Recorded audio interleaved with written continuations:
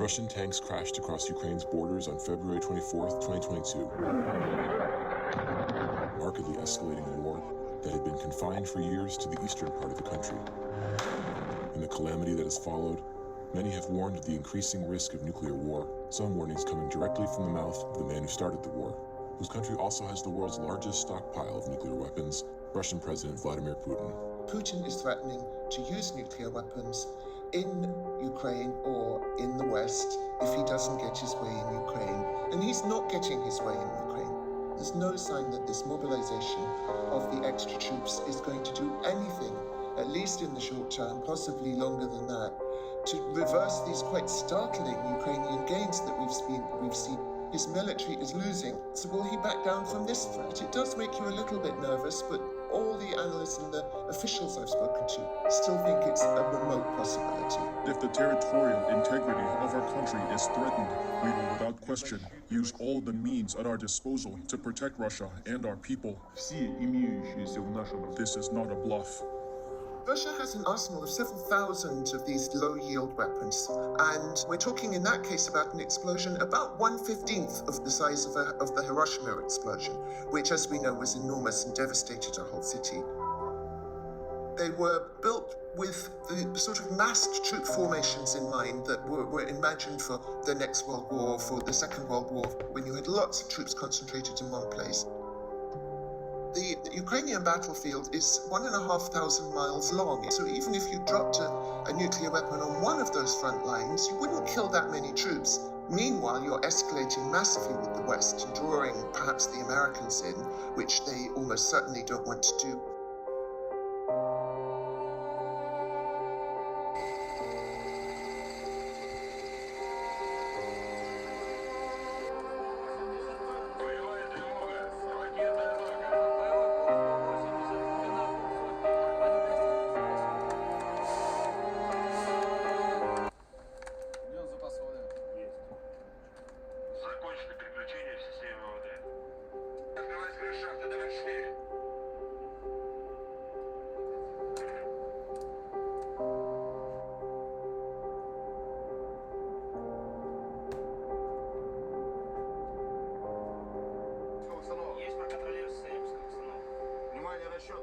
Совместное действие. Есть, готовится совместное действие. Внимание, пуск. Есть пуск.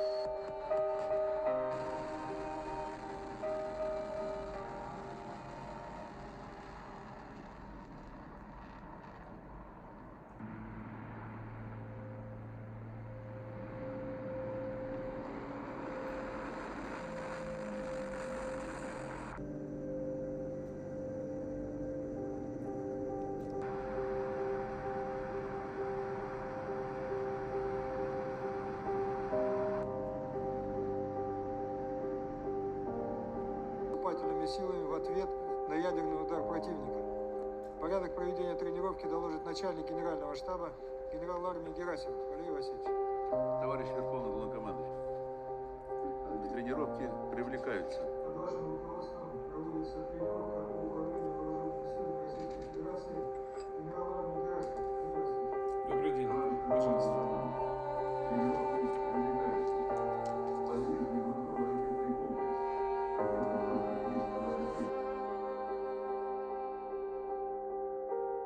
US B-52 bombers will swoop across the Atlantic in nuclear readiness drills.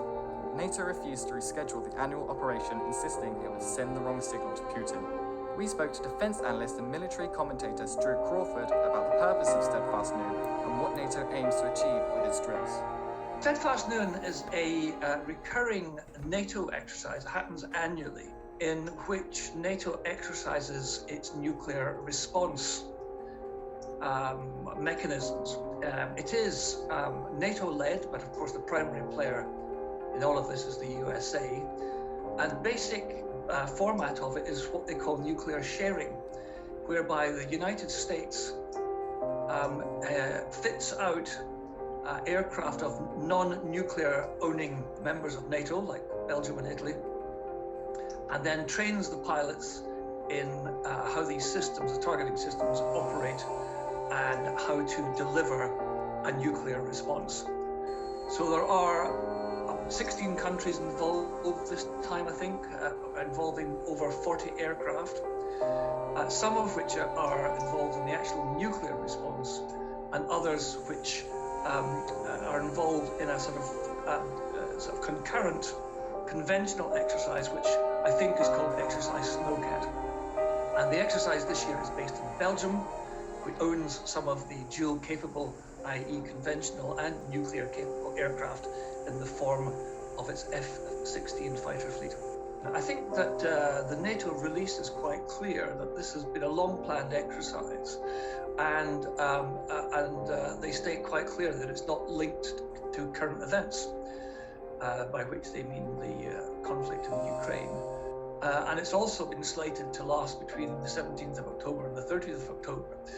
So I don't see any shift in emphasis there. However, it would be quite understandable if cognizance was taken of the current conflict, war in Ukraine, and the fact that Vladimir Putin has been nuclear saber rattling for some time now and threatening to up the ante, which personally I think is a hollow threat and a sign of weakness, but nonetheless I think people have to be careful and not dismiss that sort of scenario out of hand. The key point is that it really is not directly connected to the war in Ukraine. It's a routine annual exercise, which has happened many times before, and I dare say will happen many times again. And exercising a whole nuclear and conventional response to the threat of a nuclear attack. And that involves a whole gamut from planning to flight training, to operating with tanker aircraft, to using other aircraft equipped to suppress enemy air defenses, and so on and so forth. But it is pretty routine, although obviously in the back of the minds of the planners will be the fact that we have this conflagration in Eastern Europe and saber rattling by the Russians about the use of nuclear weapons. So I don't think there's anything to panic about. I think it's quite reassuring that NATO is doing this, and we should, I think, relax and just see what the outcome might be.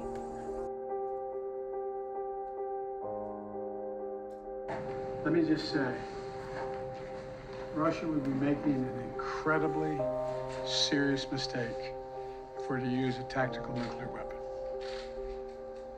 I'm not guaranteeing you that it's a false flag operation yet, don't know, but it would be a serious, serious mistake.